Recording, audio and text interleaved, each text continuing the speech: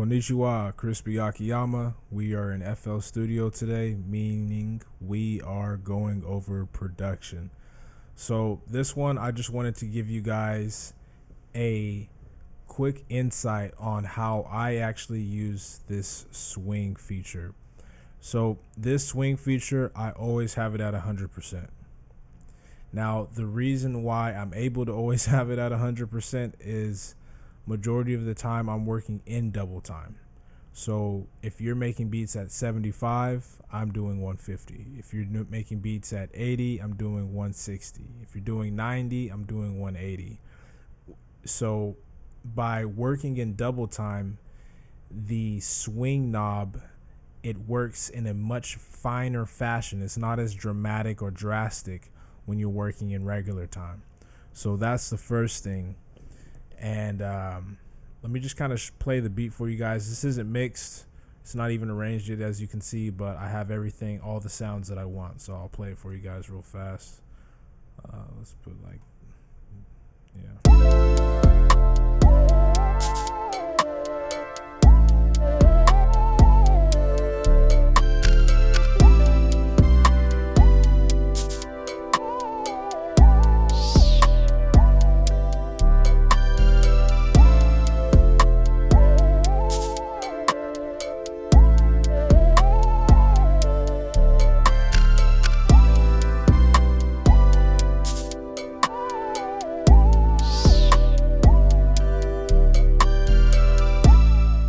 Okay, now there is not just one thing that you can do to add swing, groove, bounce. Those are all different in my opinion, but there's not just one thing that you can do that will do it all for you. So even with this at 0%, it still has some groove to it because there's other things that I'm going to cover in other videos. But this swing knob right here, like I said, it helps. I heard it when it was dialed back to 0. It didn't sound, it sounded a little bit more quantized. It felt a little bit more on beat. It wasn't really rocking as much. Like I said, it still had groove, but I feel like a discerning ear would be able to hear that it was just missing a little sparkle that it had when the swing knob was at 100. So, like I said, the main reason why I'm able to is because I'm working at double time. Now, granted, 115, I don't know if I'd really call that double time. I feel like we're not going to get into that debate, but this is just where I've been making my beats at recently.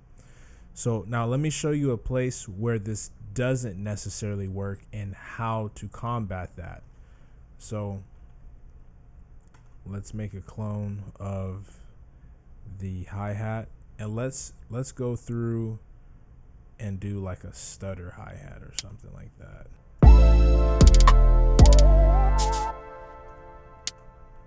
Let's just try something a little cool.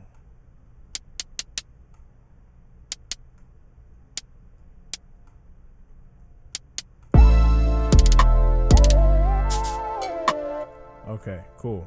Now, one more time. Like I said, this master swings at that. If it's like this, you're trying to be too bluesy, so you can just always dial it back right here. Cool. You also have the shift knob. Now, this shift knob is really cool because this can adjust the timing of that as well. So let's put this at 0 and put the swing, the shift all the way up.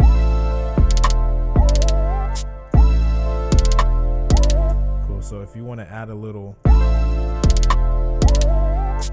this is really cool to use this shift knob.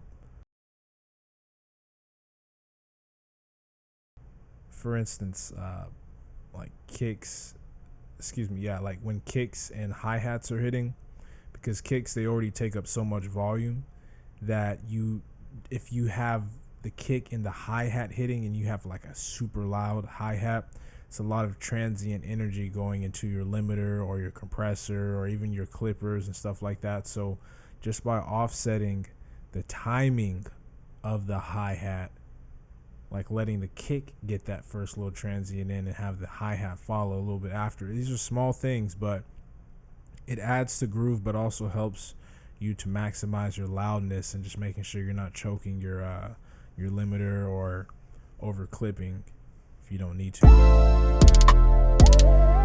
See, like you can't really tell. It's not like it sounds like this. Even that doesn't sound bad.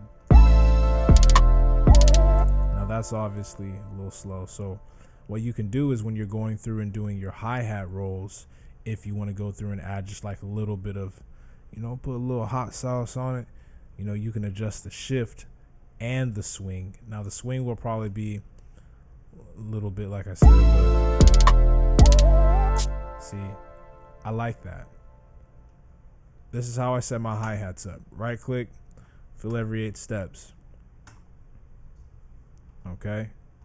Go to piano roll. I like to put it on half beat so I keep it nice and clean. I select all.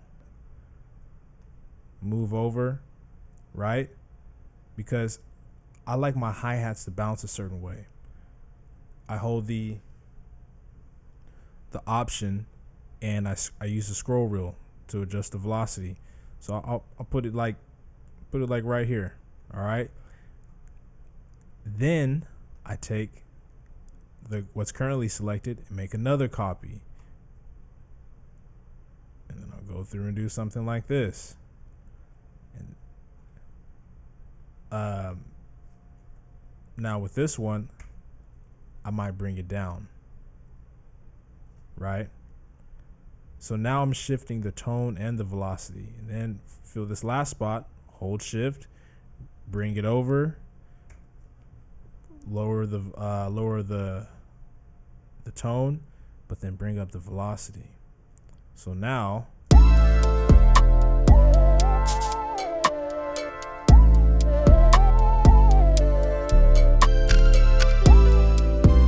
versus there ain't no swing in that.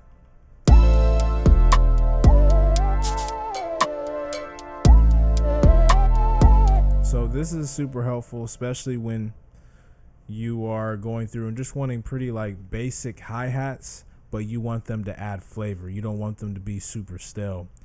Take it a step further. Once you got it like this, hold option Q, go to the quantizer.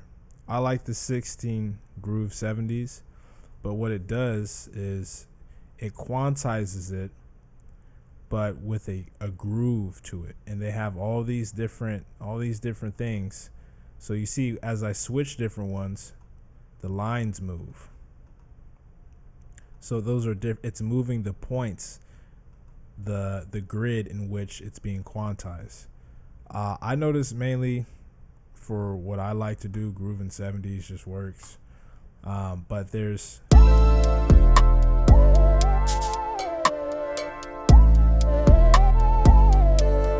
now when you do it, you can have it adjust like your velocity and stuff. I keep the velocity down just because I'm already going through and I like to have control over the velocity. Let me just say it that way. The trick is you do this on all your drums. Hi-hats is the easiest to tell, but my shakers, the perks, all that stuff, even if it's the same, I might not adjust the velocity on all of them, but one thing's for sure, quantizing. And the 100 swing is on. Swing is on 100. So the swing on 100, the quantizing on all your drums, it just works to bring everything together. So guys, this is how you can create some swing, some groove, some bounce into your beats. Like I said, one of the most important things when it comes to the swing knob being at 100% though, is that I'm working in double time majority of the time. If you're working at 90, your swing is probably going to be down to like 50 or 60. But you know what? Just try working in double time and putting it at 100. See how that works for you. It might be a better workflow. It might not. But for sure, the quantize and adjusting the velocity and using the quantize for all your drums, for sure game changer. I hope this helps. If it does, leave a comment below, and then also let me know if you have your own tips and tricks on how you create groove, bounce, swing in your beats. Let me know, because I've been doing this specifically like this for like 5 years. So there's for sure other ways. I just haven't really dug too deep into it. But yeah, y'all just kind of let me know what y'all think. If it's helpful, leave a comment below, like, subscribe, and I'm gonna holler at y'all soon. All right, watch out.